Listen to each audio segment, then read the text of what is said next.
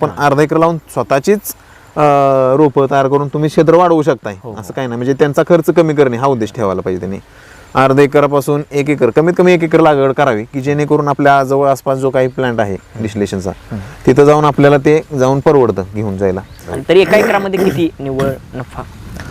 सरासरी एका एकरामध्ये आता जो रेट चालू आहे 10,000 रुपये आता सध्या रेट चालू आहे, की जो वाढेल. हो. आणि इंटरनॅशनल मार्केट रेटनुसार असल्यामुळं ह्याचं ऑइलचं याचं कमी होतं, थोडं जास्त होतं, पण ह्याच्यात नुकसान हा भाग नाही, नुकसान होणे नाही, प्रॉफिटमध्ये कमी जास्तपणा होऊ शकतो.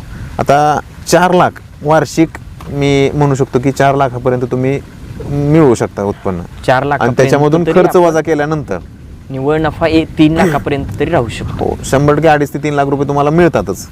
एका तुम्ही त्या पद्धतीने त्याला केलं पाहिजे, म्हणजे प्रामाणिकपणे जसं आता इतर पिकाला ऊसाला करू शकताय तुम्ही, सगळं करताय.